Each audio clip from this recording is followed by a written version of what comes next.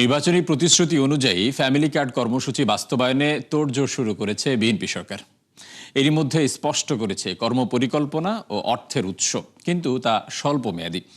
বিশেষজ্ঞরা বলছেন এই কর্মসূচি বাস্তবায়ন খুব কঠিন না হলেও চ্যালেঞ্জিং হবে, কেননা একদিকে রাজস্ব আহরণ বাড়াতে হবে, অন্যদিকে নিশ্চিত করতে হবে সুবিধাভোগী নির্বাচনের স্বচ্ছতা। আরও জানাচ্ছেন রাকিব হোসেন।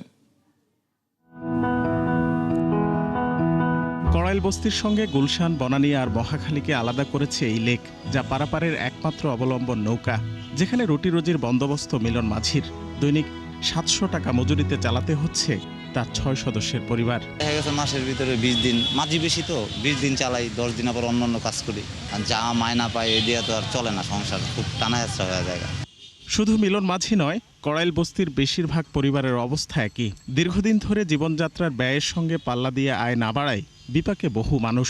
তাই তো স্বল্প মূল্যে টিসিবির ডাল তেল কিনতে এমন ভিড় সাধারণের। দ্রব্যমূল্য বেশি বাজারে কিনতে পারে না, সেই জন্য তাড়াতাড়ি এগুলো দেওয়া দরকার, আরো বেশি দেওয়া দরকার। 9টা বাজে এখন আমরা পিছে পরে কিনা মাল নাই পাই, তো খালি হাতে গেলে তো কষ্ট লাগবে।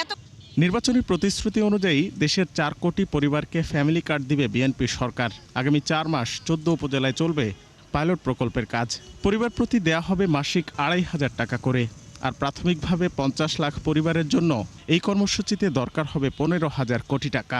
শুরুতে অর্থ মন্ত্রণালয়ের থোক বরাদ্দে কর্মসূচি বাস্তবায়নের পরিকল্পনা হলেও পরে তা আসবে বাজেট থেকে। বিশেষজ্ঞদের মতে এজন্য রাজস্ব আহরণ বৃদ্ধির বিকল্প নেই। স্বল্প মেয়াদে হয়তো বাজেটের সমস্যা অত বেশি হবে না, কিন্তু এই প্রোগ্রামটাকে যখন স্কেল আপ করা হবে তখন সরকারকে অবশ্যই বাজেটের সামর্থ্যের কথা চিন্তা করতে হবে। বর্তমান যে আয় আছে সরকারের, সেইখান থেকে আমাকে লিকেজ, করাপশন, অপ্রয়োজনীয় ব্যবহার বা লো প্রায়োরিটির ব্যবহার, সেগুলোকে বন্ধ করে বা চেঞ্জ করে আমাকে রিসোর্স রিঅ্যালোকেট করতে হবে অন্য জায়গা থেকে। বর্তমানে প্রায় 1,15,00,000 মানুষ সরকারের সামাজিক সুরক্ষা কর্মসূচির আওতায় বিভিন্ন সুবিধা পাচ্ছেন। বিশেষজ্ঞরা বলছেন পুরনো কর্মসূচিকে ফ্যামিলি কার্ডে অন্তর্ভুক্ত করা যৌক্তিক হবে না।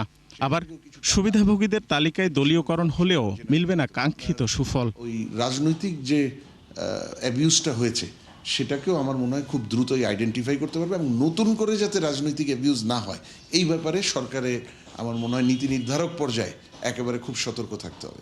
যদি একটা প্যাকেজের আওতায় আনা হয় তাহলে হয়তো কম খরচে করা যাবে, কিন্তু আমি মনে করি যে নতুন যে ভাতা দেওয়ার কথা সরকার চিন্তা করছে ফ্যামিলি কার্ডের আওতায়, সেটাকে ইনট্যাক্ট রেখে এর উপরে যেন আমরা বয়স্ক ভাতা এবং বিধবা ভাতা দিতে পারি, তাহলে হয়তো এটা আরও অনেক বেশি এফেক্টিভ হবে।